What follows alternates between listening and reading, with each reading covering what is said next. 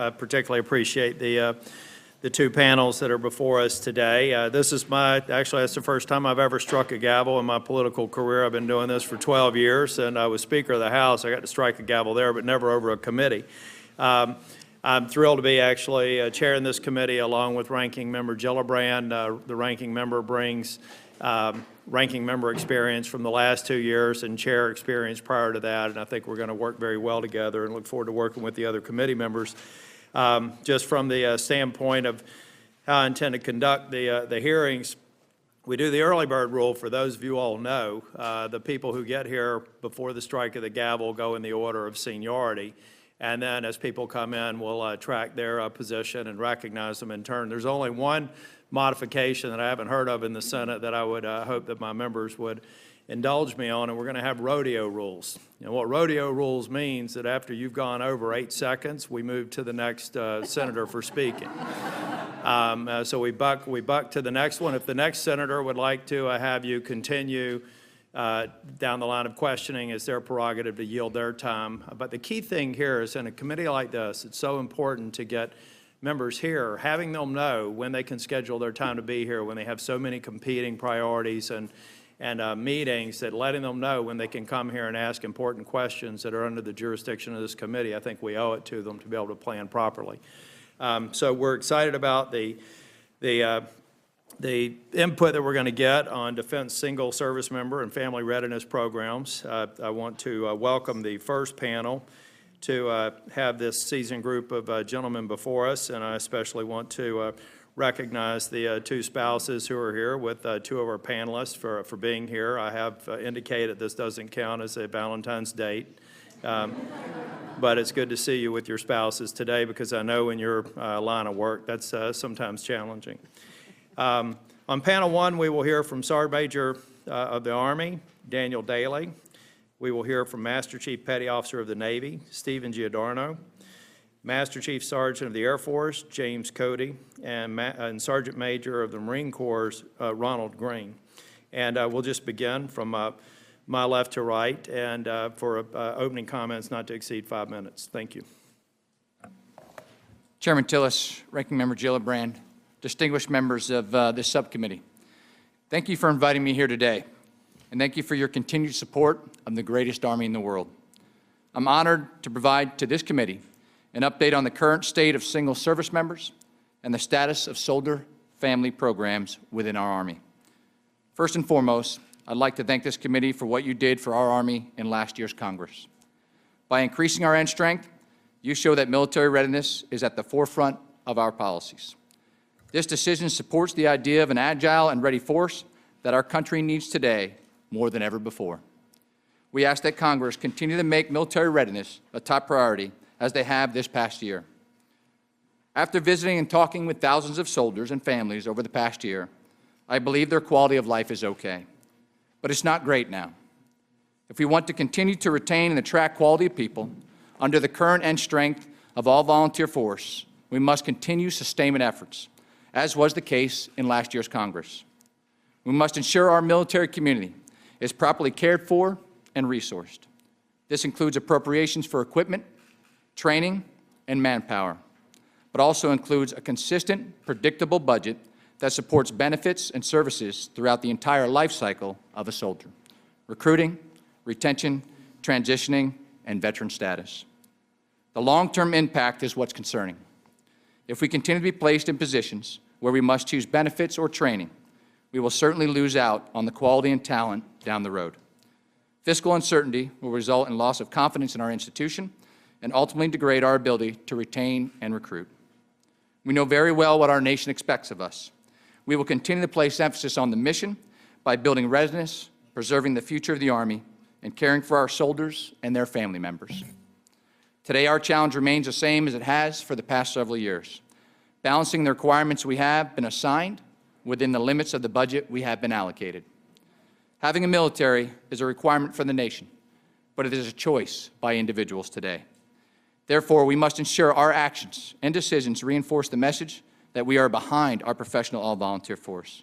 And I am confident that together, that when we called upon as a nation, our Army will ask and always be ready to assure, deter, and defend the American people and our way of life. I appreciate the opportunity to speak with you today, and I look forward to your questions. Thank you.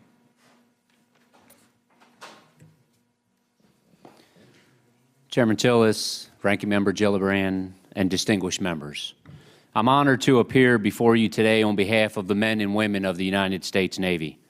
Also with me today, as mentioned, is my wife, Elka, our Navy's Ombudsman at Large. 5 months ago, I assumed the duties as the 14th Master Chief Petty Officer of the Navy, as the senior enlisted advisor to the Chief of Naval Operations on all matters dealing with our sailors and their families. And throughout my time in service, I've been honored and humbled to serve alongside these courageous patriots, these men and women who are determined, motivated, and unshakable in their devotion to our nation and our Navy, and highly competent in their technical expertise and abilities. With quiet, unassuming courage, these great Americans defend our nation and its freedoms around the globe in every theater of operation. With this in mind, I believe we share a collective and inherent solemn obligation to ensure their quality of service while supporting and preparing them for the future. Our Navy is at optimal potential when sailors are fully focused on the mission. Taking care of our sailors is key to ensuring the Navy's military readiness. Providing them the ability to devote their full attention and capabilities to the mission at hand is an important factor in successfully executing our design for maintaining maritime superiority, specifically our line of effort to strengthen our Navy team for the future. We are one Navy team, comprised of a diverse mix of active duty, reserve sailors, thousands of Navy civilians, and our collective families, with a history of service, sacrifice, and success. I have listened and spoken with many of our sailors and their family members, and I'm awed by their high morale, devotion to duty, and to one another. The Navy remains resolute in ensuring we deliver the highest quality of service to recruit, train, and retain our best sailors. We strive to meet that demand, delivering the proper skills mix to the fleet and improving balance between sea duty and shore duty, while at the same time ensuring the families of our service members are taken care of. Our sailors are the most important component of our Navy. We can never take for granted the sacrifices sailors and their families make every day. And on behalf of all of them, I appreciate the opportunity to speak with you, to providing the resource on their behalf, and to thank you for your unwavering support and commitment to providing the resources necessary to ensure we remain the world's preeminent maritime fighting force. Please accept my written testimony for the record, and I look forward to your questions. Thank you. Good afternoon, Chairman Tillis. Good afternoon, Chairman Tillis, Ranking Member Gillibrand, distinguished members of the subcommittee. I appreciate the opportunity to provide you an update of the commitment of the Marine Corps to our Marines and family. With me, I have my wife, Andrea, who represents all the families around the Corps. The Marine Corps continues to maintain its commitment to the nation, remaining forward deployed and ready to respond to crises around the world. With the dynamic pace of current and future demands, our nation's leaders require and the American people expect your Marines to answer the call to win and fight. Thanks to your lasting support and leadership, the Marine Corps has always been the nation's expeditionary force in readiness.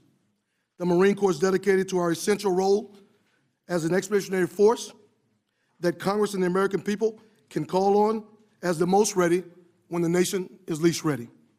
The Marines of the Corps are the most sacred resource and always will be. Taking care of Marines and their families is a key element of overall readiness and combat effectiveness. The adage, we recruit Marines and retain families, remain as true today as ever. Our comprehensive package of programs and services seek the holistic readiness of our Marines and families. The Marine Corps is by far your youngest service. The average age is 25. 65% are under 25 years of age, and 56% are single. As a result of these dynamics, programs to support single Marines and their dependents are most important. Our Single Marine Program, as the consolidated voice of all single Marines and sailors to the commanders, develops initiatives, programs to enhance morale, recreation, community relations, personal development in order to improve total force readiness, unit cohesion, job performance, and retention within the Marine Corps. The Marine Corps continues to strive to provide robust family readiness services for our Marines and families. Our family readiness programs continue to methodically adjust to post-operation enduring freedom and Iraqi freedom, while also taking into account the unpredictable and demanding operational tempo of the future. Our portfolio of family readiness training programs provide Marines, the sailors that serve under the Marine Corps, and families with tools and resources needed to successfully meet the challenges of military life and enhance mission readiness by providing preventive services, assistance offered to all. Overall, single Marines and families and programs have one overarching goal: to take care of our own and their families. The Marines of our Corps represent the American people who have stepped forward and sworn to defend and protect our nation. By ensuring that we take care of all our Marines and families, we fulfill our responsibility to keep the faith with the honor, courage, and commitment they have so freely given. With your support, the Marine Corps will continue to meet the demands of our nation when it calls. Thank you for the opportunity to appear today, and I look forward to your questions. Chairman Tillis, Ranking Member Gillibrand, and members of the subcommittee, thank you for your continued support of the men and women who serve our nation. I appreciate the opportunity to represent America's airmen and their families, and I'm honored to convey their needs and offer appreciation for your support on their behalf. Our job is to support and defend America's way of life, defend our country's borders and national interests, and when absolutely necessary, fight and win our nation's war. It's not an easy task, which is why focus on our airmen and their families is so important. The ultimate source of air, space, and cyberspace combat capabilities reside in the men and women of the U.S. Air Force. It is imperative we put them first, inspire them, and support them as they face the challenges inherent to serving in the profession of arms. The security environment has dramatically evolved over the last 25 years, and the unpredictable landscape we now operate in requires the Air Force to continue to revisit, improve, and evolve our personnel management processes to ensure we better recruit and retain our talented airmen. The Air Force must meet the needs of the warfighter faster, more efficiently, and more effectively. We continue to explore opportunities to strengthen the force. While some initiatives are Air Force-wide, others are more targeted, but all have the same objective. Taken together, they strengthen our competitive position to battle for top talent. To meet the global demands, resource emerging requirements, and repair, sustain the force, the Air Force must increase our active duty end strength up to 321,000 by the end of 2017, and up to 350,000 over the next 7 years. To do this, we must address mission and readiness demands, increase our sessions, and strengthen our retention, while never sacrificing quality for quantity. Families are often the catalyst to an airman's decision to stay or leave the Air Force. These selfless families make many sacrifices, and the Air Force remains clear in its commitment to them. Our Airmen and Family Readiness Centers serve as a crucial bridge with our families and military missions, encompassing 14 core programs to ensure the resiliency and readiness of airmen and their families. We also rely on our key spouses, volunteer family members who are trained on critical family-based programs and other aspects of military life. We continue to expand and build our Key Spouse program as we recognize its importance to the resilience and health of the family, especially in a time of global uncertainty and continued operational demands on our airmen. Financial stresses significantly impact the resilience of airmen and their families. This is certainly a key factor today as our nation continues to face fiscal uncertainty, which has already eaten at airmen's compensation. There are significant concerns in regards as it pertains to the calculus of regular military compensation. We continue to look for ways to improve the personal financial readiness of our force through education with the rollout of the blended retirement system and to ensure airmen and their families are prepared to make educated financial decisions. We are developing comprehensive financial training across the military life cycle. We are also grateful for the Spouse Education and Career Opportunity Program, which supports our spouses as they work to overcome the significant challenges of relocation. This support is a significant boon to the employment prospects of our spouses who relocate every few years. But more work must be done, most notably spouses with careers that require and must continually seek and pay for recertifications after every move. We must do more to ease the burdens of relocation in this regard on our family members. To ensure we meet the expectations of our families, the Secretary of the Air Force and the Chief of Staff of the Air Force recently conducted a spouse and family forum. We are committed to addressing many of the issues that came up during this forum, including exceptional family member support, spouse employment, school, and deployment support. We focus on our single airmen with the same vigor and intensity we do to our families. To that end, the Air Force created capabilities that focus on the resilience, which has a direct impact on readiness. As just one example, our Air Force Single Airman Program initiative delivers resilient and readiness capabilities that help revitalize squadrons and optimize airman performance. Part of the fiscal year 17 National Defense Authorization Act considers potential changes to our airmen's compensation, specifically, as I just mentioned, in the form of basic allowance for housing. The aggressive nature of the proposed legislation effectively removes basic allowance for housing as part of regular military compensation, which could severely limit our ability to recruit and retain our airmen. This would reverse nearly 20 years of deliberate legislation action to ensure service members are appropriately compensated for their service and that their salaries remain competitive with the demand for their talent and acknowledge their service and sacrifice. The talented men and women of the Air Force are called upon each day to perform crucial missions around the world. In every one of those missionaries, airmen are the key to our success. Taking care of those airmen must always be our first priority. Every one of them earn their current pay and compensation. While we remain mindful of the current budget pressures across the Department of Defense, cost saving needs to be tempered by the need to retain our talent, which is truly a national asset. Undoubtedly, the past few years have been extremely trying for all members of our Air Force, active Guard, Reserve, and civilian airmen, and their families.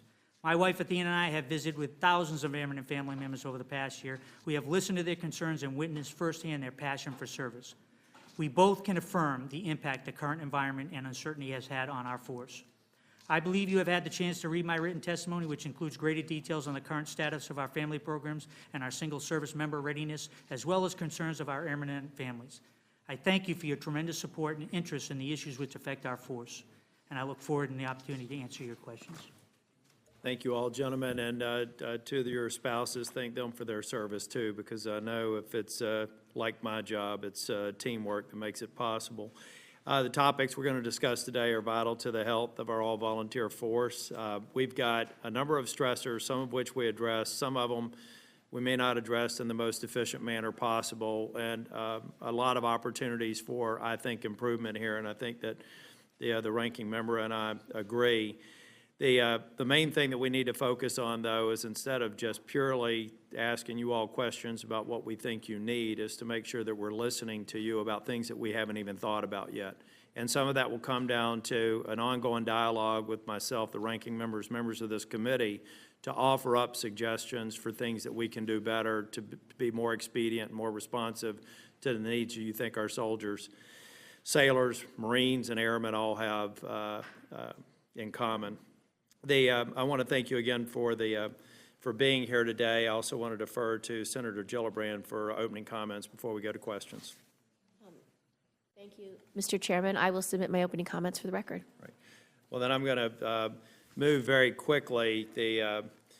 We have a little bit of a military presence down in North Carolina, and we've got down in at Fort Bragg, my wife has taken on a cause called baby bundles. So we get, ironically, about 9 months after a major deployment, we have a lot of babies born down at Womack.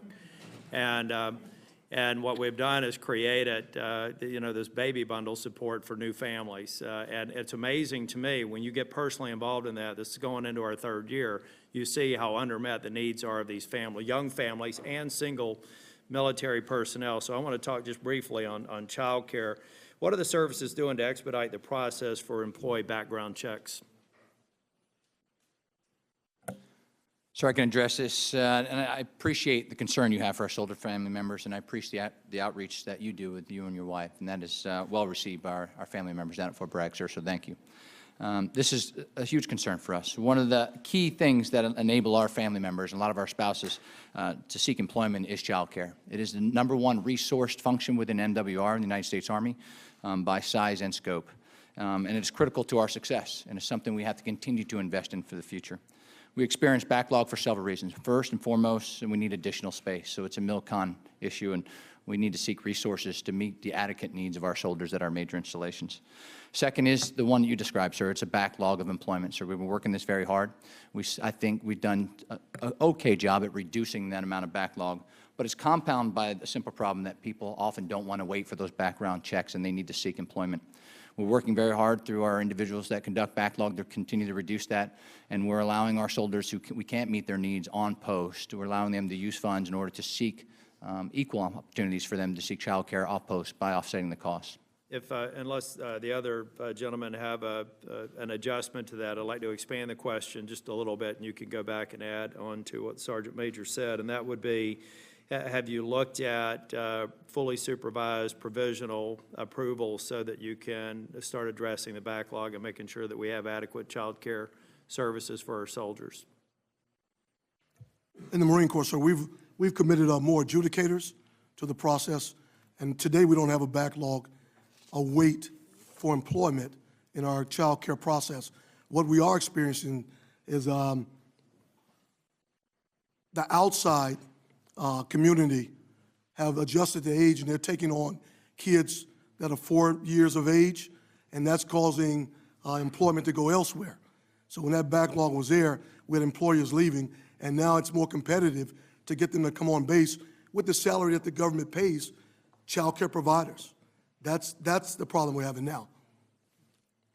Anything to add on the subject? They also kind of interested in something. We're going to have to submit a number of questions for the record on these topics. One that I'd like to talk about in my remaining time is what initiatives the service lines have taken to expand employment opportunities for military spouses. And we'll start with Mr. Giordano. Thank you, Mr. Chairman. If I may, in regard to the spouse employment through the child care facilities, you know, our Navy has approximately 237 CDCs, Child Development Centers, and Youth Centers across the globe.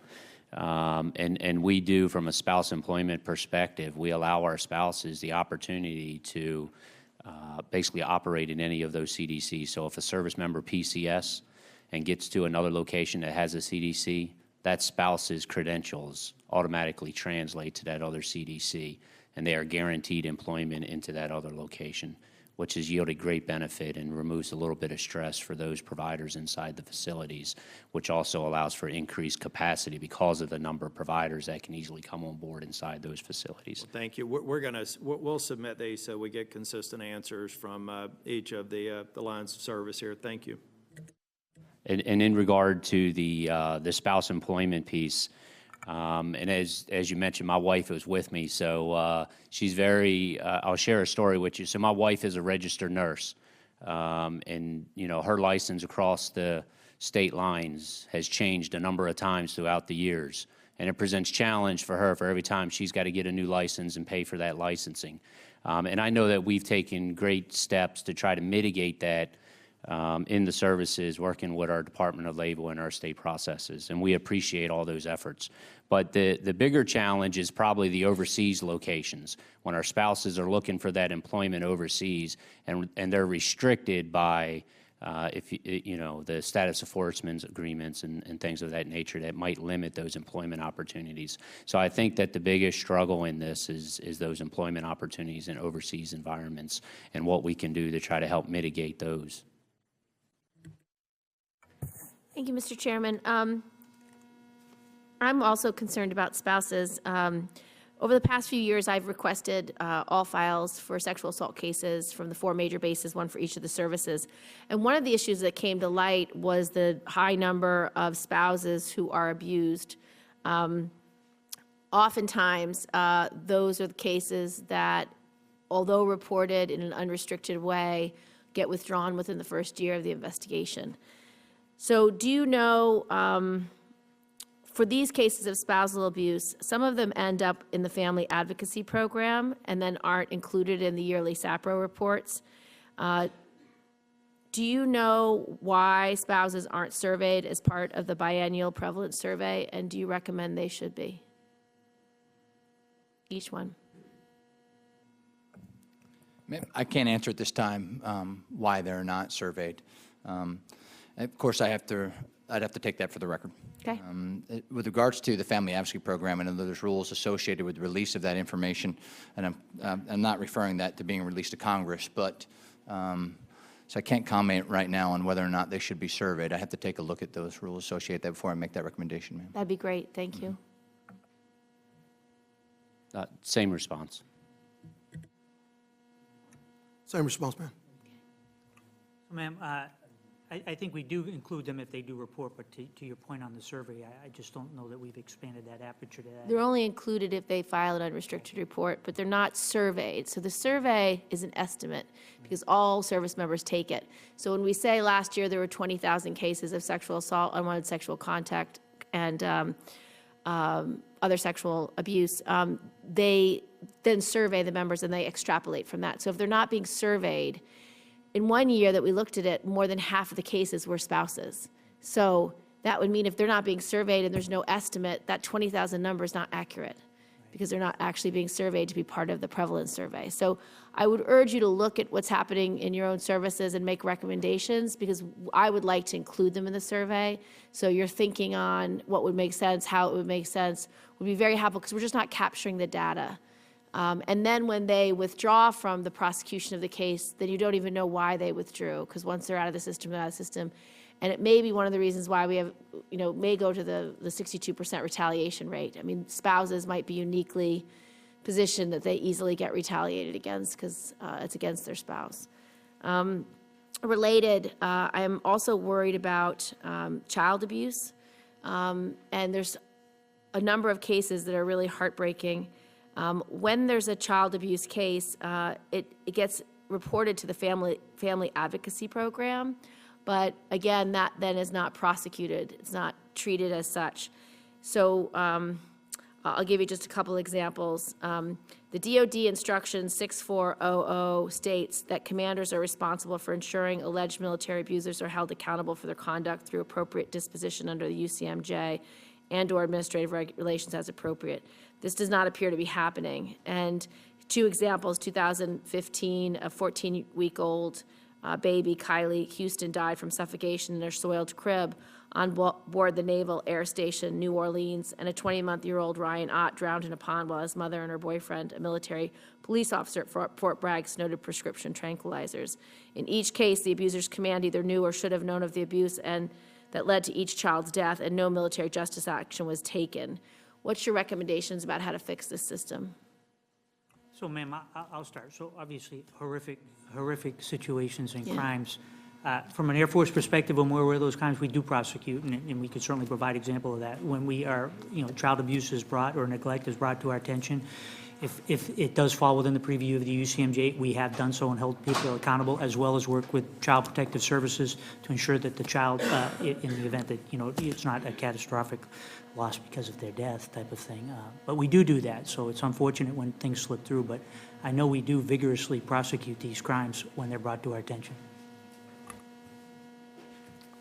If I may add in, from a Navy perspective, again, I'm not familiar with those two cases, but I think our Navy, our leadership does a phenomenal job in holding. Well, let me just give you a proof point why I'm so concerned. In 2015, FAP counted 5,378 child abuse and neglected victims in military families, but claimed they only received reports on approximately 25% of the cases. So there's a lot more cases that wind up getting to criminal justice, and my time's expired, so if you want to submit fuller answers to the record, we just have to deal with the fact that only 25% of cases are typically reported, and it may be a process problem that we could fix. Senator Ernst.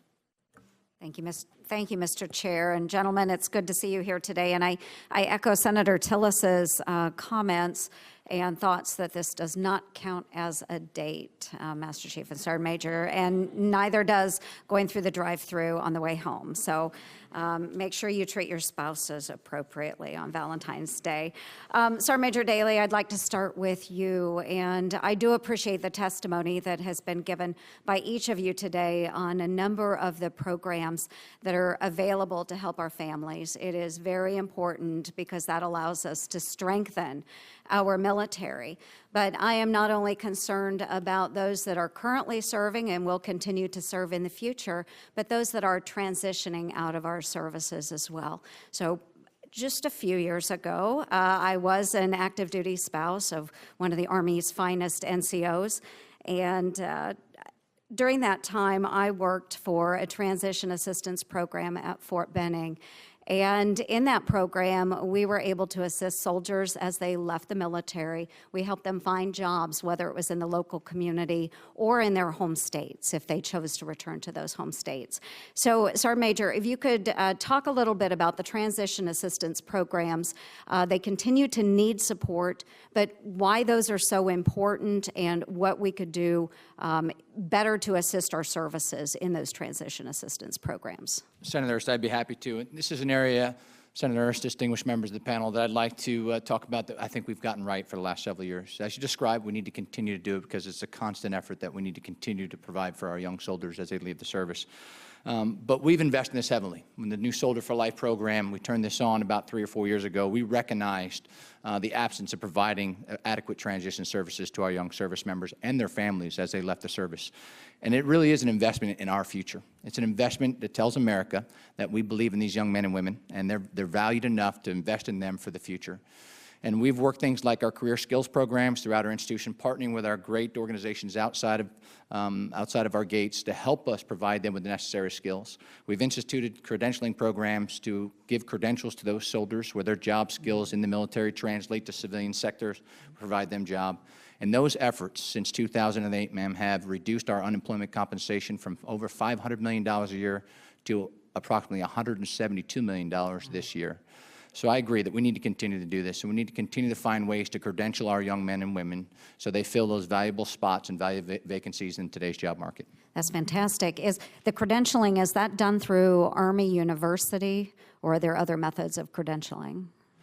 Currently, ma'am, because of the work that Congress did for us last year, we have the other authorization to credential soldiers that are within the MOS that they hold currently in the Army, and those credentials match civilian occupations in the civilian sector.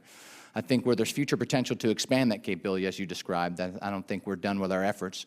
We can allow soldiers to elect credentials. The preponderance of the soldiers in our Army serve in combat MOSs, and their job skills do not directly translate to civilian sector jobs. And I think this is an opportunity, a vacancy that we can find an opportunity to help our soldiers and continue to provide them with the necessary skills they need to be successful as they transition for Soldiers for Life. Fantastic. Any other comments? Yes, ma'am. In the Marine Corps, I can give you some examples of how this process is working. We partner with Microsoft. They actually host a 16-week program aboard our 3 main installations. And upon the completion, they actually invite the Marines in to actually do interviews for jobs. If they're not picked up by Microsoft, then they can interview for Dell, because Dell and other IT industries have picked up on this, and eventually they will, have a place of employment. We partnered with the Department of Energy for solar. We have a 16-week solar program, along with the Welders of America and the Union program, and they have a 16-week program. It's been going for about 8 years at Camp Pendleton. Just came on board about 2 years ago at Camp Lejeune. So there are numerous programs out there and organizations that are getting at the process. And like Sergeant Major Dailey said, this is a good news story. It is very good. Any other comments, gentlemen? So, ma'am, I would just to add on to what they said. As an airman that is 3 days away from that transition himself, so I fully appreciate the impact of this. We are doing a lot. But I think the challenge and the disconnect quickly comes in this idea, and it goes to this financial education that I'm talking about, and the realization of the compensation and what they've been doing for their country and the lifestyle that they and their family have become accustomed to and have earned, and then transitioning those skills into somewhere where they can actually do the same thing. And because we do things a little different, and there's some magic math that takes place on how we compensate the military and account for all of that.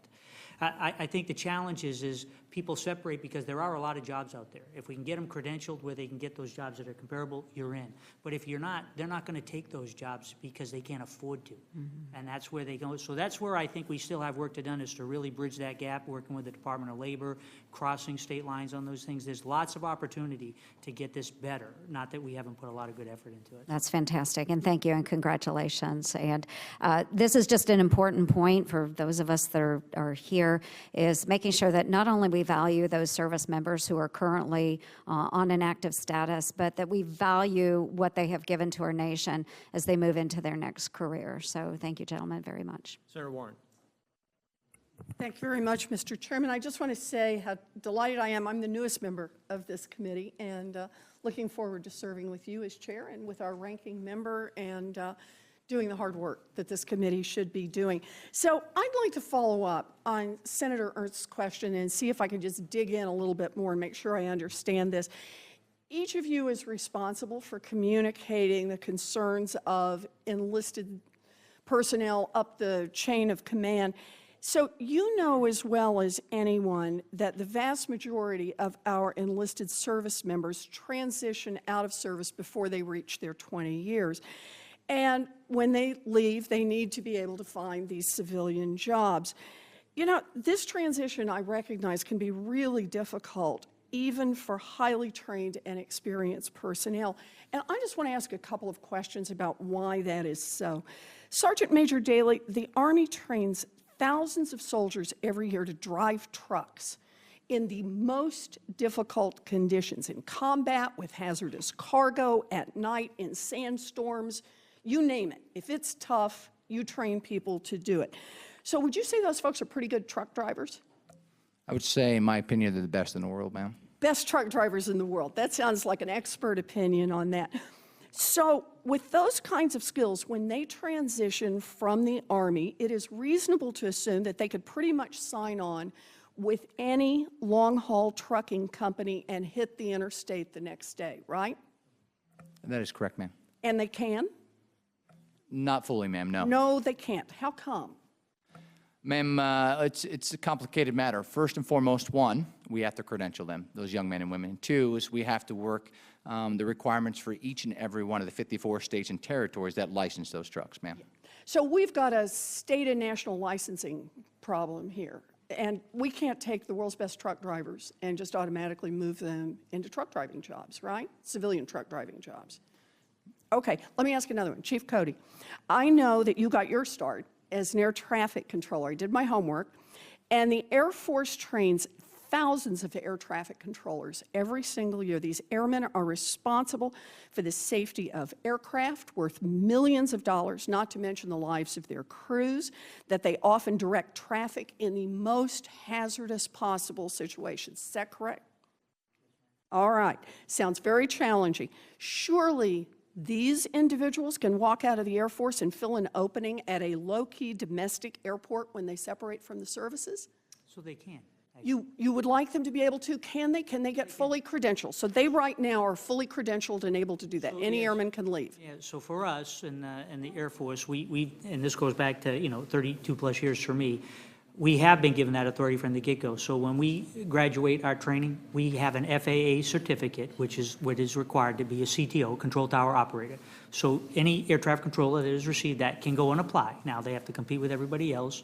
Fair enough. Post 9/11, the FAA changed their hiring rules for controllers that would come after over the age limit. Age limit is the biggest limit factor Okay. for us. But we have set up at the federal level a licensing program, so once you've gotten that training, you just take it and you come out and you slip right into at least the competition Exactly. for the civilian job. Very helpful. Thank you very much.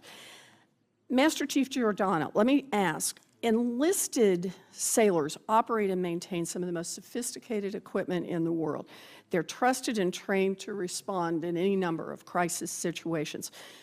So surely these personnel are able to obtain civilian certifications and licenses at their service jobs. Is that right or not?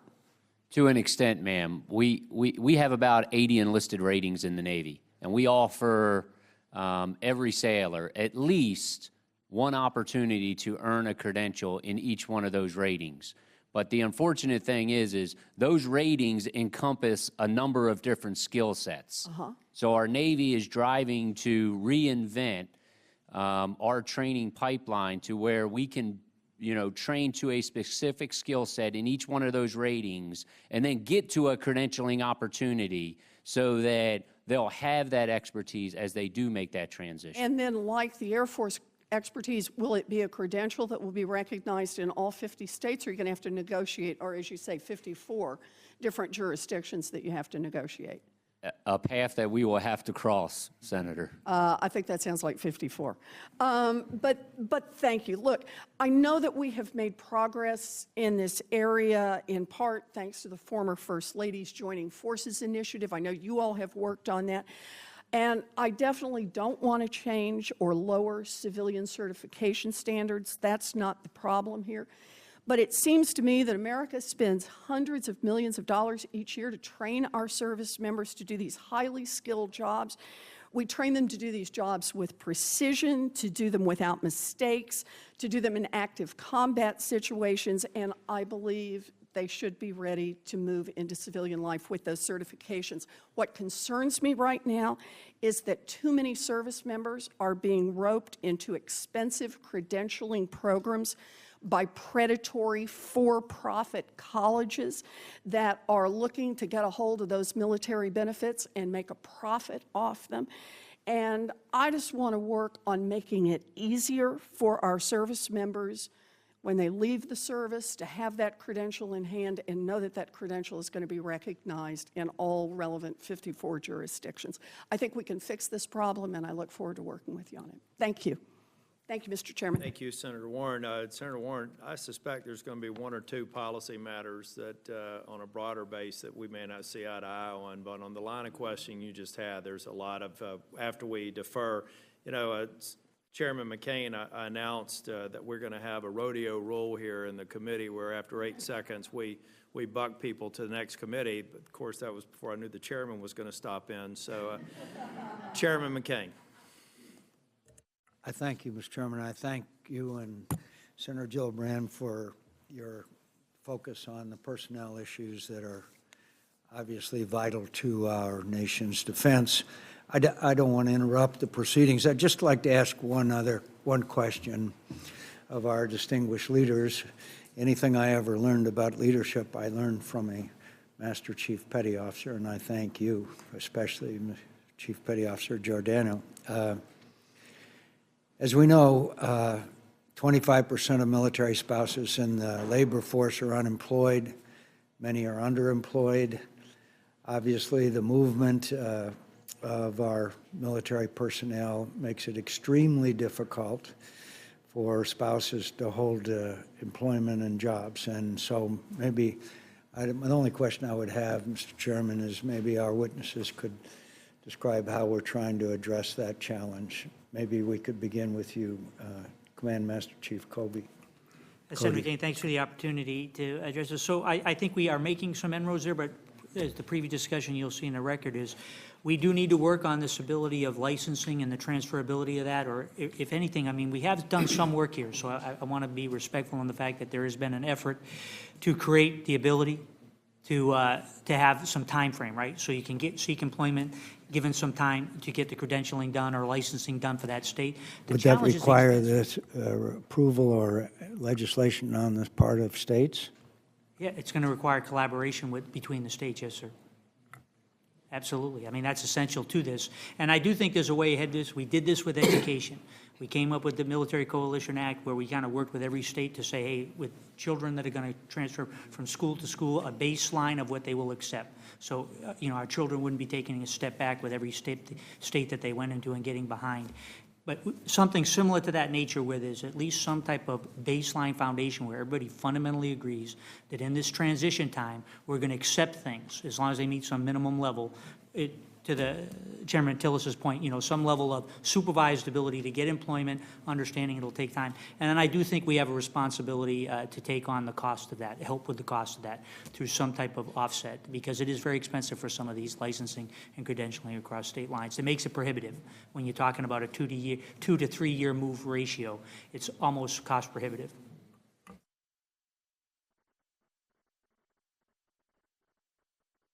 Yes, sir. Good afternoon, sir.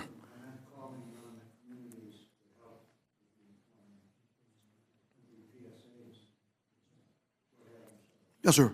Yes, sir. Sergeant Major Green, sir. Two things from the Marine Corps. Number one, we're looking at our programs and seeing how we can further align with the states. We found out that maybe we can teach some things in our curriculum, one or two things that actually will parse out what the differences are in that licensing process. We've done it with we tried that with a few MOSs, and the industry out there, they've actually accepted that. So some of it is just going through our curriculums. The other part is, the language is different. Of course, truck drivers can drive, but some of it is just how we write the language in our system, going back and taking a look at that and rewriting it, and that's been successful for us in some cases.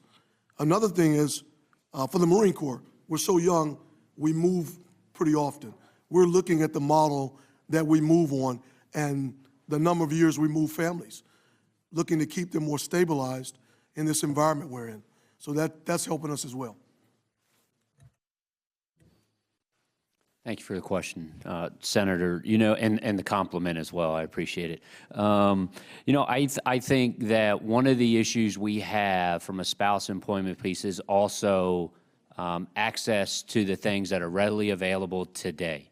And that's where we're at, I think, in a little state of play with the Navy, is aligning all those things to make sure that spouses understand how they can access these things, whether it's access to scholarship opportunities or whether it's access to figure out how to link to a partner that we have through our SECO initiatives in those hiring practices, or how to speak with when they go into a Fleet and Family Service Center, to speak to a counselor that talks about our Hiring Our Heroes programs. And so getting that access and that information to the family members is critical in this.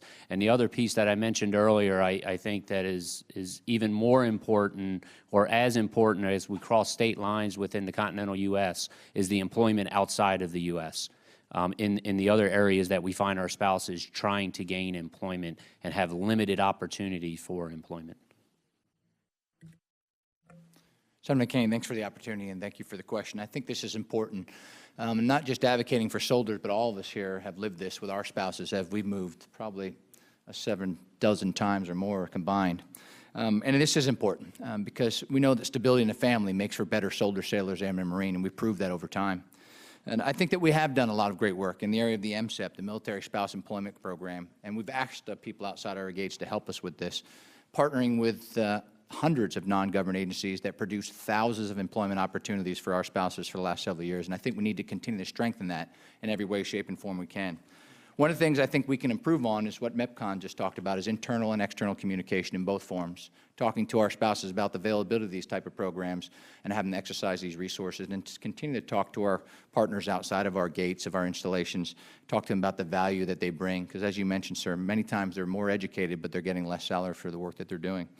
And then lastly, I believe that we can resource our internal resources. Over the last several years, we've done great work with regards to finding education and training opportunities that enhance job opportunities for our young soldiers, sailors, and Marines as they exit the service. And with the appropriate resourcing to these things, we can easily extend these services to our families as well. Issue, and maybe we ought to look at, if an individual is credentialed or licensed to work in one state, maybe we could look at making those licensing applicable in other states. I hope we'd look at that. I thank you, Mr. Chairman. I thank you, Senator Gillibrand. Thank you. Ranking Member Reed. Thank you very much, Mr. Chairman, for holding this hearing. Thank you, gentlemen, for your service. My sense is that the greatest force multiplier we have in our military forces is the non-commissioned officers. So go back and tell your other NCOs the great job they're doing for all of us and their families. The absence of leadership from West Point. That's right. I don't know if the chairman learned this at Annapolis, but they taught us very early, before you did anything, check with the first sergeant. And if he said it was cool, then do it. And so it at least got me through without major incident. Anyway, one of the issues that, and I discovered, as probably the chairman did and others might have, when active service, is financial problems complicate life so dramatically for servicemen and women. And I saw something really staggering. According to DOD, every time we separate a service member, it costs the department $57,000. And the department estimates that each year, somewhere between 4,700 and 8,000 service members are involuntarily separated due to financial hardship. That's a staggering amount of money, and it's totally avoidable, I think. And one thing we've tried to do, and I want to thank the chairman and all my colleagues, is with the Military Lending Act, ensure there are real protections for servicemen and women and families. And in addition to that, what we've done is when we created the Consumer Financial Protection Bureau, we specifically put in an Office of Service Members Affairs, which has been led until recently by Holly Petraeus. And I'm just wondering if you can give us any sort of on-the-ground feedback about, is it helping? Do we need to do more? What else can we do? And I'll start just because it's the Army, just because he's there, okay? Sergeant Dailey, Sergeant Major. Senator Reed, thanks for the question, and I'd be happy to share with you my experience with the organization which you described, and which previously was led by Ms. Holly Petraeus. We have scheduled meetings with her on frequency in the past, and she has easily described the benefit that she provided to our soldiers in the ways of protecting and making sure that they weren't being aggressively pursued by predatory lenders. So I can't speak for the specific numbers, but I know it's a substantial amount of help that was provided by that organization for our soldiers. It's also increased our internal agencies that provide assistance. So now soldiers are no longer going with those predatory lenders and now using things like the Army Emergency Release Fund, which is a nonprofit organization governed by the military service or oversight by the military service that provides low and no-cost interest loans to our soldiers. So I see value in that organization, and I know that they have done great things for our service members. Chief? Thanks, Senator. You know, I know that our sailors think about when they get the calls from debt collectors, they think about mortgages, and they think about interest rates, high interest rates, and what we can do to try to help mitigate that or provide them education up front to work through all that. And like my my battle buddy here, the Sergeant Major, I've also met with Holly Petraeus prior to her retirement, and had the opportunity to speak with them about services that are provided and the education that is provided to our service members.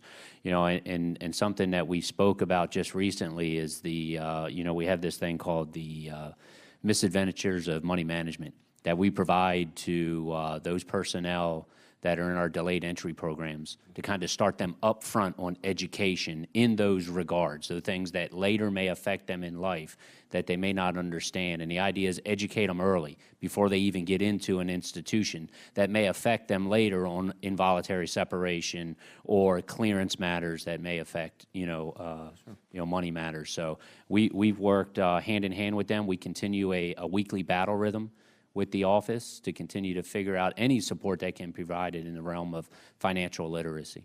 Thank you. Sergeant Major. Good day, Senator Reed, sir. I echo my battle buddies here. We're the last one to come on board. I was reading through it this morning on the treadmill, sir, and the misadventures in money management. We actually tied it into our program for our policy for blended retirement system, which will roll out in 1 March, and we'll start to capture those numbers as well. This is a great program, a great tutorial, and starting with the delayed entry program is the right place to start. We know that. Thank you very much. And Sergeant Major Cody. Senator Reed, thanks. So I think all of us have spent time with Holly Petraeus and would have the same opinion of, you know, any agency that's out there specifically focused on supporting service members and their families and helping them make good decisions is good for the military. That's and great. It's good for them. So the only thing I think I would share with you on this, especially as we talk about this blended retirement stuff, we're talking a lot about military compensation and looking all this. And to your point, money is a huge factor in just the sustainability of a family and a lifestyle. Is this idea that we're never going to be experts within the Department of Defense on this type of money management. it's not what the American people expect us to do. This becomes a personal thing. But the dynamics and the lifestyles that we expect our people to live in are dramatically different than anybody else in the nation. So having these relationships and available services outside where they are resources to us is extremely important, because they are experts. Having access to the experts that can help us through understanding what this fully means to a young person, blended retirement, how that changes, I think it's better because their sole focus is on that, and our sole focus can't be on that. It has to be on doing what we do for the nation. So, again, I think they've done great stuff from that office particularly. I think that's the only thing we can speak to because that's our interaction with the agency. But no question, we need something like that to leverage as a support structure for those that serve, because realize the predominance, Sergeant Major talked earlier, of the age of the people that come in to the military and the lack of education they have on finances. So having them embed into school systems and better educate people like we're doing with the delayed enlistment, if you start off a little bit better, you have a better chance of finishing in a good place. Thanks. Thank you very much, gentlemen. If there's anything else you think we can do along these lines, please let us know. And thank you for your service, and thank the soldiers, sailors, airmen, Marines that you so ably represent. Thank you. Thank you, Senator Reed. Just some closing comments before we move to the next panel. Senator Reed? Can I, with unanimous consent, submit my statement? Without objection. Thank you. The point, before I was Senator, I was Speaker of the House in North Carolina. We moved some legislation I think is very important. I'd like to get feedback from all of you all in follow-up form for states that are doing a particularly good job of making this crosswalk available. Sergeant Major Green, you made a very good point. We need to look at the MOSs and the definition of jobs that we have to make sure they best crosswalk to, say, industry standards for positions like CDLs. In North Carolina, we did express permitting for CDLs. We did what we called brass class, so that we could have officers come in and move into a public school classroom on a lateral entry basis. It would be helpful to get an inventory of the states that are getting some of those policies right, so that that can be instructive and things that we can do to encourage other states to get up to that same level and maybe provide some incentive for doing that. Mr. Cody, or I should say Master Chief, I would like to thank you for your service. I think this may be the last time you come before this committee. I want to thank you and your family, and on behalf of all the military families and people serving, thank you so much for your leadership and commitment to taking care of our men and women in uniform. And I would just ask that, I know you still look pretty young. Make sure you don't have the earbuds in the transition meeting, not listening to all the things you can take advantage of in transition, and come out of that transition process transition literate.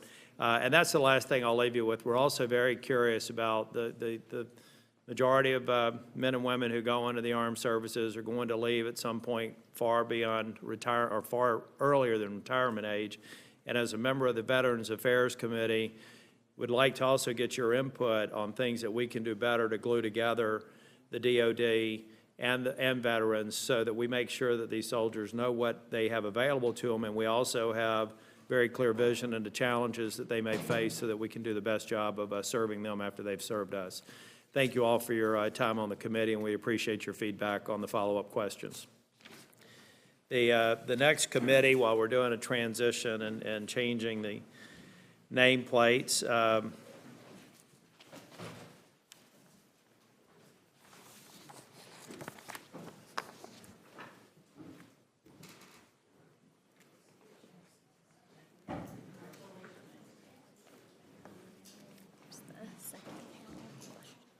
gotcha.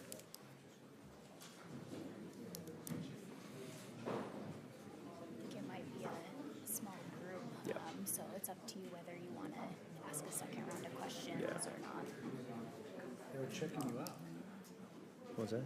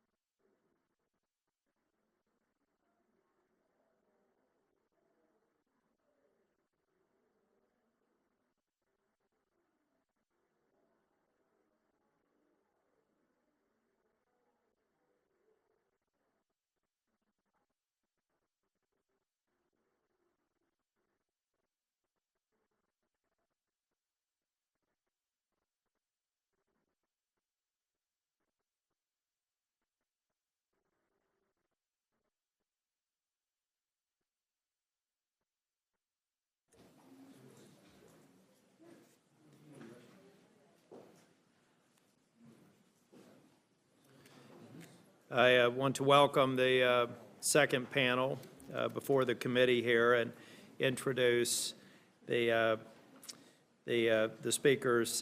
We have Acting Assistant Secretary of Defense for Manpower and Reserve Affairs, Ms. Stephanie Barna.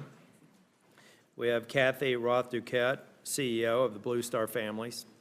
And we have Joyce Razor, Executive Director of the National Military Family Association. Thank you all for being here, and consistent with the first panel, we'll have you, if you could have opening comments of about 5 minutes, and please feel free to submit your comments for the record, and then we'll go to questions. And we'll start with Ms. Roth-Duquette. Thank you so much, Senator Tillis, Senator Gillibrand. I really appreciate you having us here today, and I appreciated that earlier session too. We know that you all care about us, and that makes a big difference to all the service members and their families. Blue Star Families builds communities that support military families and connects them to their civilian neighbors. We believe all military family members ought to be able to both serve their nation and see their families thrive. One of the ways we do our work is through research that finds the current problems facing military families and works with partners on those solutions. Our annual Military Family Lifestyle Survey is nationally recognized as a yearly snapshot.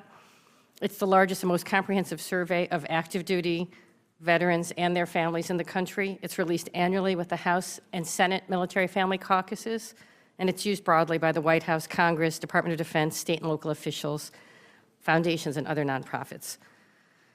So what I'd like to talk to you about is what we've learned in this year's survey, which was released in December, which is that we see a military community in a point of inflection.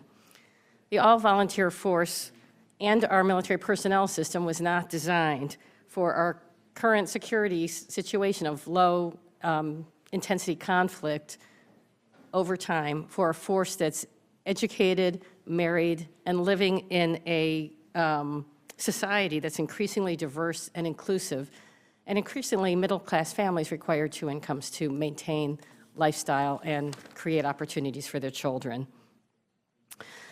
Rather than ad hoc measures meant to provide support during periods of acute warfare, military families need to be understood as a structure, a part of the structure of the force. Military family readiness programs alone can't be the answer. Families are part of recruitment, retention, readiness, and reintegration, and need to be structured as such in a way they currently are not. I'm honored to help lead an effort with the Bipartisan Policy Center examining the impact of military family policy on readiness and national security. Our upcoming report, which we will be presenting here to the full SASC committee, will demonstrate how military family readiness is part of our national security. When DoD maintains policies that categorize military families purely as quality of life issues, it doesn't get us to where we need to be. You have most of my remarks up for the record. I just want to highlight that when we ask the open-ended response to service members, families, what is it that DoD could do to make the biggest difference for you in your lives today? The #1 written in response was childcare. It's important to note that 2/3 of families do not have childcare to meet their needs. #2 was healthcare. #3 was operational tempo. Nearly 3/4 of the families in our survey said that the current operational tempo is unhealthy and unsustainable for them, and more than 4 in 10 had had more than 6 months of family separation in the last year and a half. I think our civilian neighbors are unaware of how hard we are working. And finally, spouse employment is a bit of a silver bullet issue, we feel. So many stresses are economic, as you mentioned, and financial. Military families' median income, service members' income is $45,000 a year. You can't reach the American dream of middle-class lifestyle with that without 2 incomes, and there's more that we can do to solve that problem. Thank you. Thank you, Ms. Barna. Brand. I appreciate the opportunity to be with you today, together with Ms. Roth-Duquette and Ms. Razor of the National Military Family Association. The department works closely and collaboratively with both Blue Star Families and with NMFA on a regular basis, and both have provided us with unflagging support in our efforts to improve the quality of life of our military personnel, our families, and to ensure military family readiness. Our nearly 3 million military family members may not wear a uniform, but they do serve and they do sacrifice. We believe that our single service member and military family programs are absolutely essential to maintaining the readiness of our armed forces. And with your support, we back that belief with an investment of effort, of ingenuity, and dollars. The commitment starts at the very top echelon of the Department of Defense. In his statement before the Senate Armed Services Committee considering his nomination, Secretary Mattis said, "I will hold service members, civilians, and their families foremost in my thoughts and give them the best chance for victory." In his first message to the entirety of the Department of Defense as our Secretary, he called out the uniformed and civilian members of the department and their families, saying, "You are representative of the fundamental unity of our country." And in his very first tasking to my office, he asked, "Tell me what this department is doing for our military families and what we can and will do better." The challenges inherent in the military profession, deployments, operations, training, and the mobile military lifestyle impose great burdens on our military families. In the department, we analyze measures like op tempo and PERS tempo, but to our military families, these mean only one thing, that their loved one is gone again. We believe that military families need and deserve our continuous support, no matter the reason for a service member's absence. And some have concluded that our commitments, as our commitments shift in Iraq and Afghanistan, and as many of our service members return home, that the need for robust military family programs and services has abated. We believe it is quite the opposite. Periods of readjustment and periods of reintegration are actually among the most stressful on our military families, and they require our continuous attention, our caring, our support, and our investment. The department will continue to prioritize support for service members and their families by providing and resourcing quality of life and military family readiness for our people. As the needs of our service members and their families change for a new generation, we will continue to adjust and rebalance our programs best to serve our entire military community. Led by my office, the military services are currently conducting a review of all assignment and relocation policies and the effects of those policies on military family stability and quality of life. We want to ensure that we are optimizing the use of existing authorities and resources. This report will inform our report that is due to you in June of this year. Chairman Tillis, Ranking Member Gillibrand, I thank you for having us here today, and I look forward to answering any questions that you may have. Ms. Razor. Mr. Chairman, Ranking Member Gillibrand, thank you so much for the invitation to the National Military Family Association to speak about military family readiness. Our statement for the record highlights many of the issues important to these families. I'm going to touch on a few. Nothing is more important, say our military families, to their readiness than access to quality health care.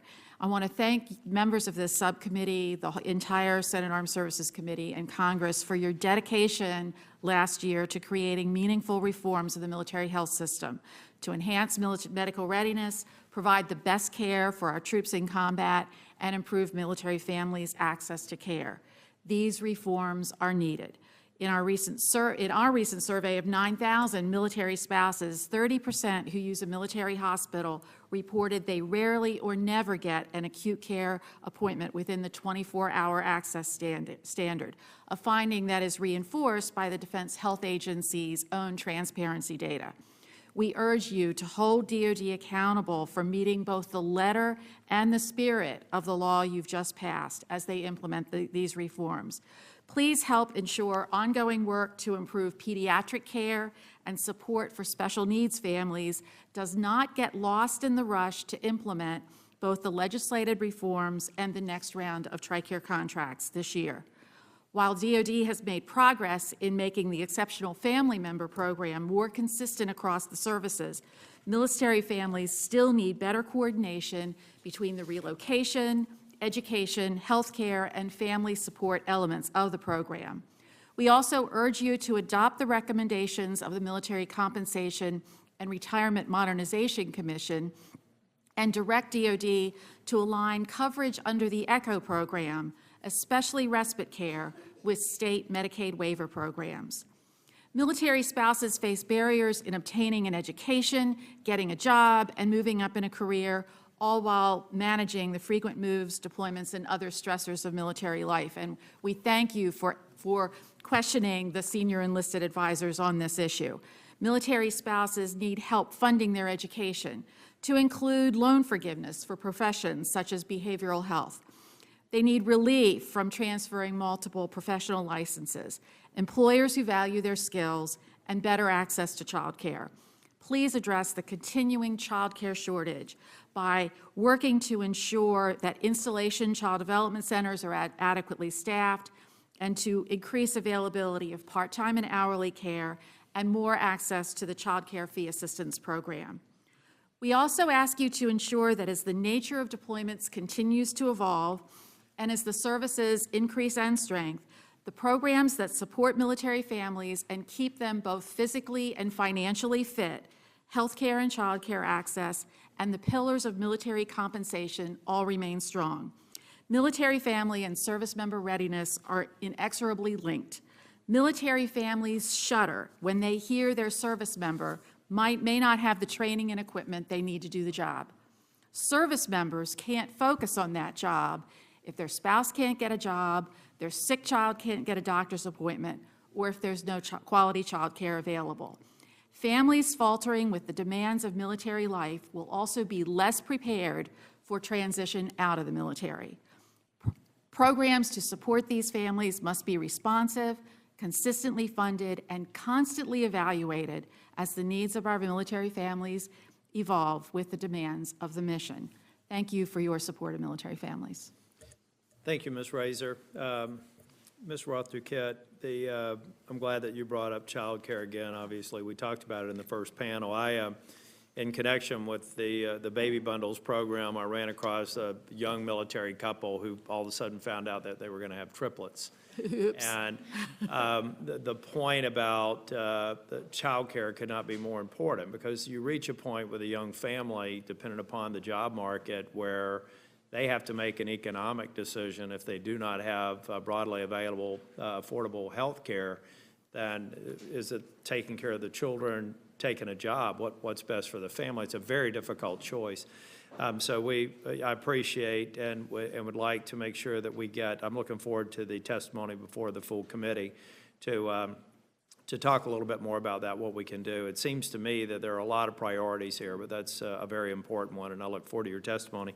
You mentioned something that was not discussed in the prior committee, but I think it's very important, and that has to do with the effect on families because of the op-tempo that we've experienced for quite some time. And you know, on the one hand, we could talk about family support programs that deal with the op-tempo. I think the root cause of the problem is we've got to change the op-tempo, because otherwise we're just addressing the symptoms and not the problem. That's something for the full committee and other subcommittees. But can you talk a little bit about just practical examples of where this op-tempo has just had bad outcomes in terms of military families, or things that we should be concerned with when you see the pace of deployment and redeployment?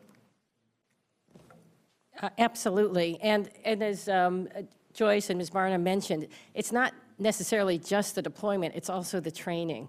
And sequestration has caused a lot of problems with that too, because it's difficult then to schedule some of the training that's necessary, and people end up with larger amounts of separation. So what we do see is families having a plan, having that plan be disrupted. I don't have as my backup the person who runs my annual survey, because 2 months ago she found out that her husband was going to be reassigned to Italy.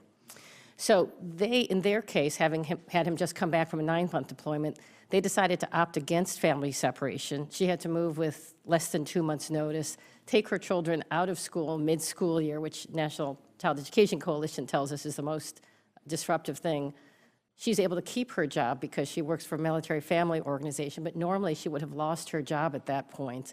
And it's the cumulative effect of the separations they've had in the past that didn't allow them to pace this one out that would have been more healthy for their family. We see this over and over again, families being forced to make decisions about the well-being and thriving of their family members because repeated deployments or trainings that are unsynced with family lifestyle have caused this kind of distress. And again, in our survey, nearly 3/4 say it's unhealthy, it's unsustainable. So that's a big number. And again, I don't think that Americans have any idea. Thank you. Ms. Barna, the department, one of the things we discussed, and Ms. Razor mentioned it in terms of how we can work more closely with the states and other organizations as people make transitions into private sector jobs or reservists for that matter. What work has the department done to try and harmonize the differences in state jurisdictions and trying to come up with a consistent message and approach that we can to send to the states and make sure that we're optimizing those opportunities to put men and women in the armed services first and trying to get these jobs filled with great skills that they can bring to the table?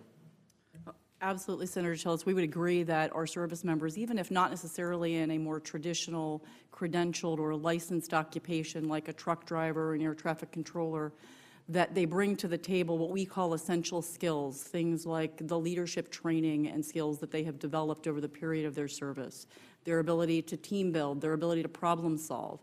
And we have found that these are exactly the skills, no matter the occupation, that employers everywhere continue to crave. And it's why our service members are doing so well in all of the states as they re-enter the job market. So we are very pleased with the collaboration that we've received from the individual states, from various associations comprised of states or regions. There are certain organizations in the Northeast, for example, that specialize in energy, in coal, in shale. So they're turning their local needs for expertise into calls for service member employment. Come our way, listen to what we have to offer, resettle in our particular locale. So we have received incredible support for our transitioning service members. And I'd like to get some specific examples of that so that we can see in other areas where maybe we can do some work. Ms. Razor.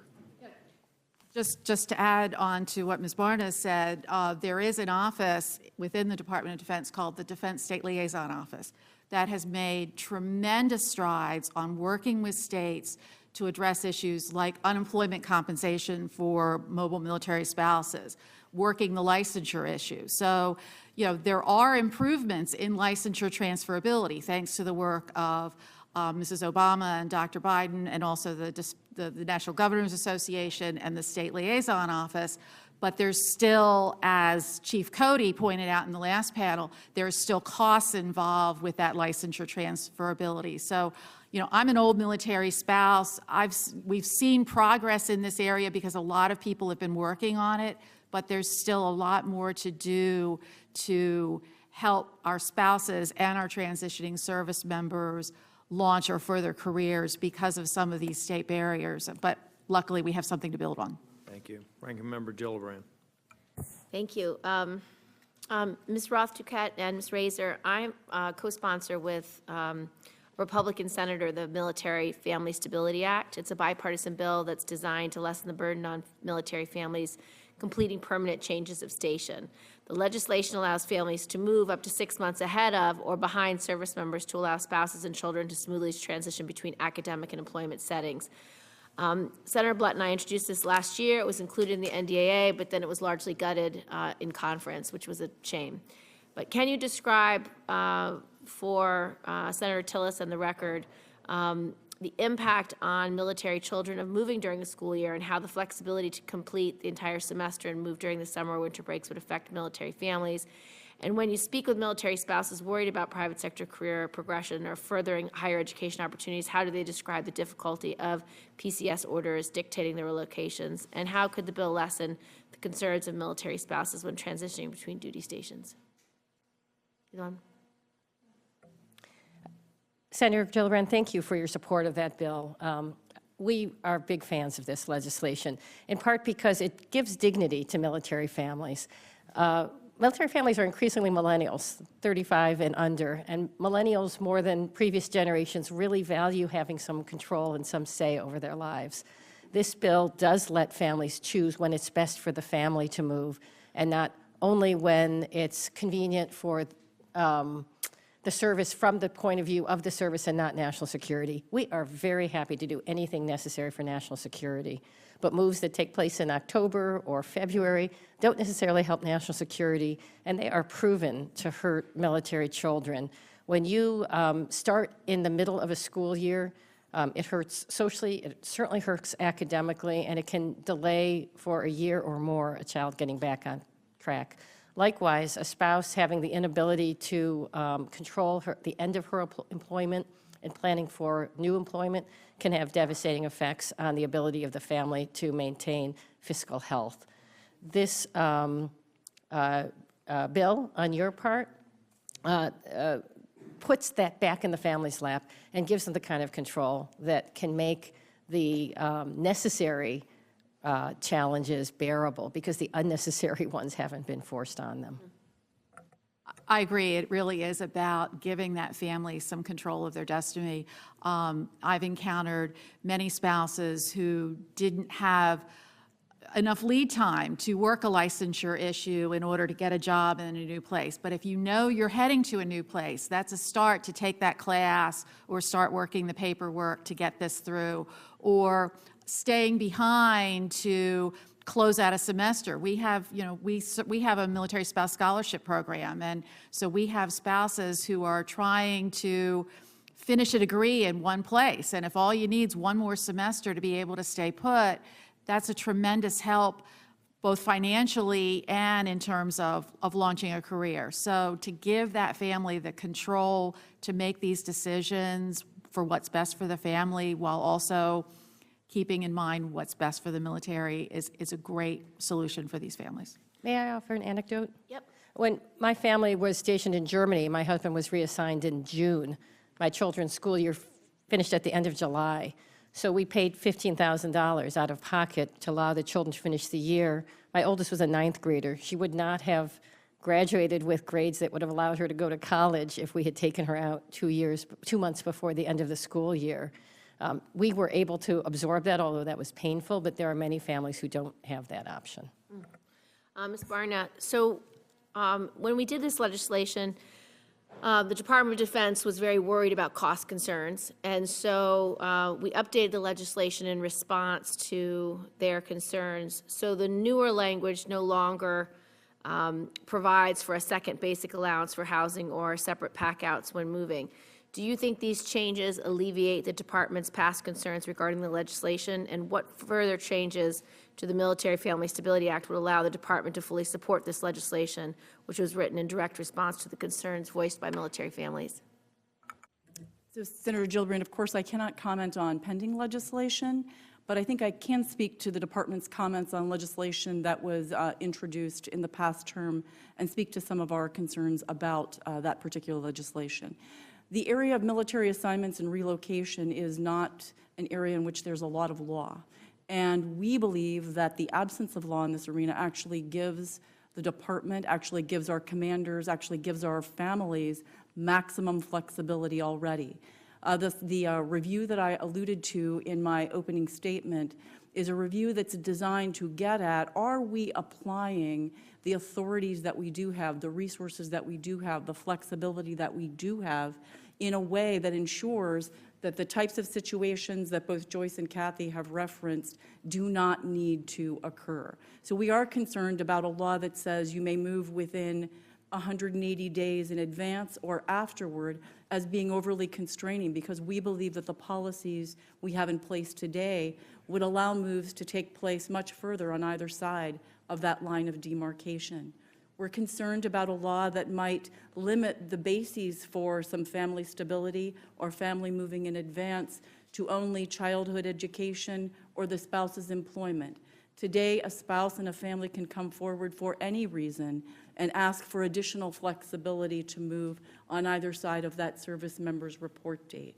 So those are just a few of the examples. We believe we have the flexibility, and we hope we're not restricting it by policies and the way that we're implementing them. I would like the two witnesses to respond to that answer, because it sounds entirely farcical to me. with a lot of respect, I haven't seen that happen in real life ever. And in my own life or in those, we have 150,000 members in Blue Star Families, and that is not the experience of people on the ground. I think a lot of times our service members and families don't know what to ask, but and they're trying to make very, this isn't. Did you ask to change your move date? So I just want to push back on that response. Yeah. Did you ask to have accommodation when you had to move?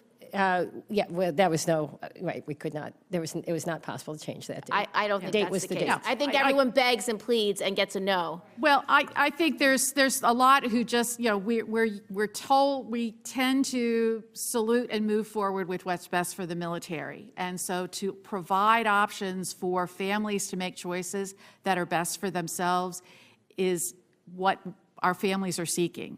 And so we believe that this is important. A family, these are still tough family decisions. A family decision to separate, to have service member go ahead or service member wait behind and family go ahead, especially if you've been separated a lot for deployment. Those are still difficult situations, but the legislation would enable families to go in and say, this is what's best for the family, and we don't have to fight the military to get what's best for our family. And that's the piece that's so important. Thank you, Mr. Chairman. Thank you, Senator Gillibrand. Just going back to this topic, I think that, Ms. Barna, I appreciate your feedback on the policy, or maybe some concerns. Hearing y'all talk reminded me of that scene in that movie Cool Hand Luke. What we have here is a failure to communicate. And a part of what we're talking about is that the military families may make a decision not to push it because they're so accustomed to doing what they've been asked to do, that we have to create a culture where it's okay to say that $15,000 for my ninth grader to be in school for 2 more months is probably something we shouldn't impose on a man or woman in the military, and creating a culture where that's okay. You'll always have abuses where it will become a matter of convenience. That's where the department has to give us some sense of how we can strike the balance. But I do share Senator Gillibrand's concerns that right now we're not communicating the potentially negative impacts that we're having on families just because of a culture of doing what you've been asked or ordered to do. Ms. Razor, I wanted to, first off, I wanted to thank Senator Gillibrand for her work in trying to preserve, or in successfully preserving, some of the TRICARE coverages for families with children with autism. I think is critically important. It's an example of one of those things that a man or woman on the battlefield could be absolutely distracted by, putting their life, the lives of their brothers and sisters at danger, and not letting them focus on the task at hand on the battlefield. So I'm glad that we were able to deal with that. Hopefully we will not have to deal with that in the future. I did have a question, though, because you mentioned, I think briefly, the Exceptional Family Member Program. Why do you think a congressional mandate to put together a comprehensive plan, well, maybe you don't agree. It seems to me it's taking a little long to actually get that done. Do you share that opinion, and can you give me any idea why that is? Yes, sir. We do think it's taken too long, and that's why we're coming to you. We are working with the Department of Defense Health Affairs on the ECHO program and the recommendation raised by the Military Compensation and Retirement Modernization Commission on the aligning ECHO with the with Medicaid waiver, state waivers, and it's just taken too long. The huge progress made on the autism therapies, but there are many other services that are covered by some of these waiver programs that our families cannot access. And so we still have special needs families who aren't getting the services they need through the Department of Defense or through a state program that are in a limbo. And so we need a push to move that through. Well, thank you. I think that's a classic example. We have a program in North Carolina where we allowed families with special needs, after a year in whatever school that they were assigned to, of a parent deciding that they were not getting the treatment that they needed, to actually apply for tuition assistance to take them to a specialized school. And I think about your case, Ms. Roth-Duquette, if you think it's it's very difficult to move a ninth grade. You said it was a daughter, right? Particularly a ninth grade daughter away from any school, let alone a couple of months before the end. I got one and did that.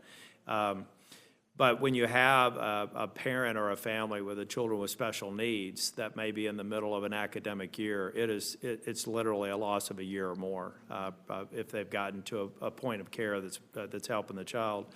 So, you know, it may very well be back to the original point about the bill Senator Gillibrand discussed, that we should think first by identifying unique categories that we can look at that really rise to a level to where you can move very quickly into figuring out what sorts of assistance we can provide or accommodation to ultimately allow a successful move.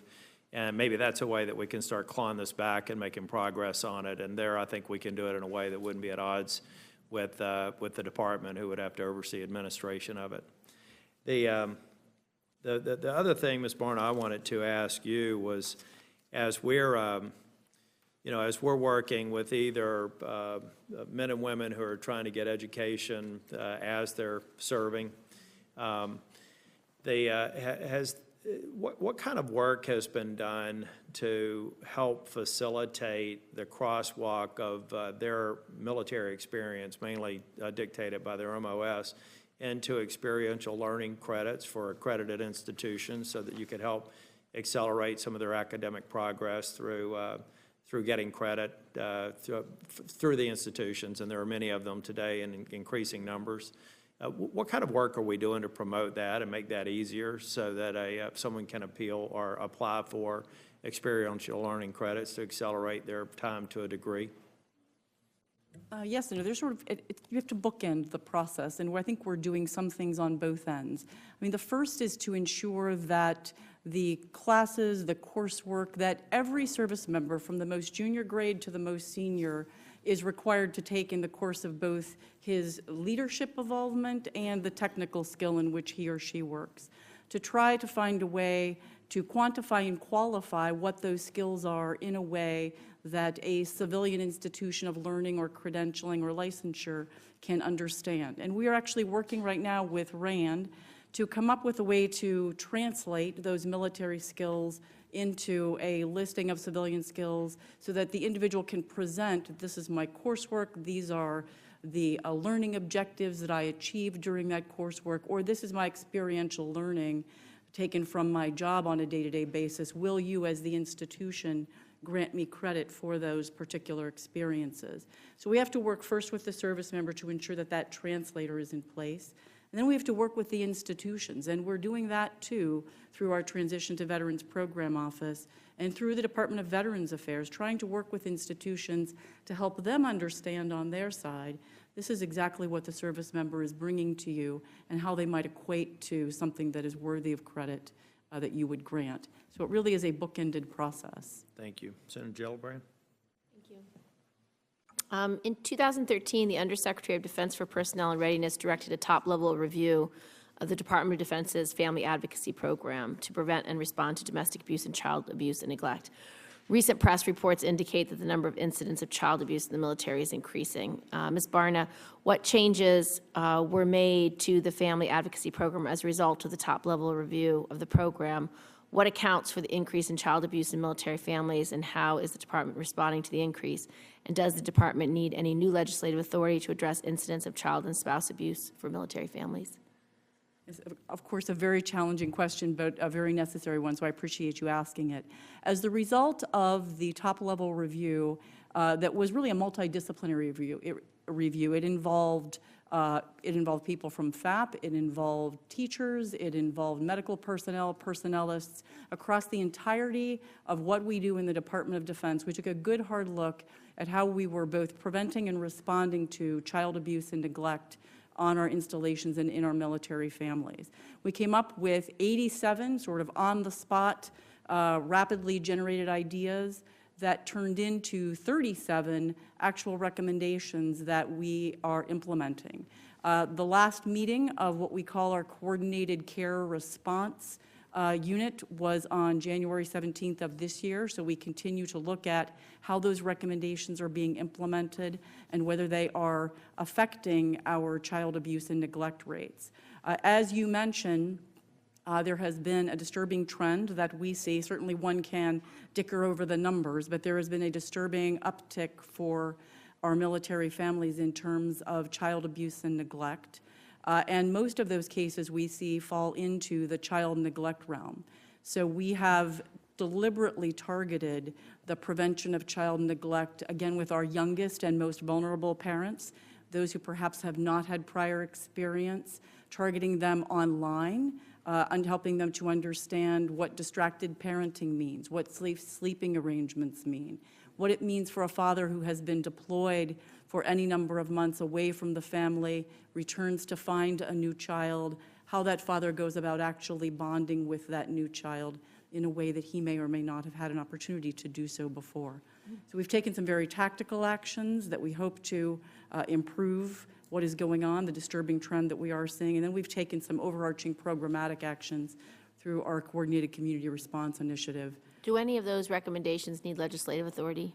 They do not at this time, but we are slated every 6 months to review how the recommendations are being implemented, to identify any impacts, and so we certainly will come to you should we identify a need for legislative authority. Please do.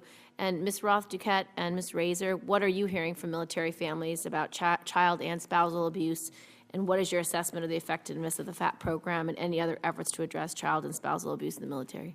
I think we hear a lot from families who are worn out. And Kathy's talked to some of the information that their survey, we're getting the same information. These are families who are stressed. We see this in the family programs we run, where we bring families to an outdoor retreat to reconnect after a deployment. And it's incredibly uplifting and painful at the same time to see these families try to come together again. And so there are stressors for the kids, there are stressors for the parents, there's new relationships to redevelop, and so there's a lot going on. Where our concern lies in the DoD program is on the preventive end of the continuum.